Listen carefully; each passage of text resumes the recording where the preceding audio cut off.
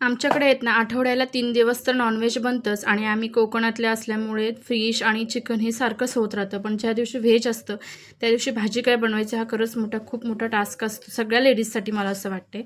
आणि फ्रीजमध्ये भाजी जरी असली तरीसुद्धा तोच प्रश्न असतो. तर मग कसंबसं मी वांगी बटाट्याची भाजी केली. गरमी इतकी होत होती त्याच्यामुळे फटाफट स्वयंपाक आवरून घेतला आणि त्यांची सेकंड शिफ्ट असल्यामुळे मला सगळा स्वयंपाक करावा लागतो. कारण की ते जेवूनसुद्धा जातात आणि टिफिनसुद्धा घेऊन जातात आणि मग चपातीच भाजी फक्त केली तर मग तेच टिफिनला आणि तेच दुपारी जेवणाला मग पोटसुद्धा भरत नाही. त्याच्यामुळे मी सगळाच स्वयंपाक करते आणि बाहेर येऊन थोडंसं बसावं म्हटलं जेवणाच्या अगोदर 5 मिनटं.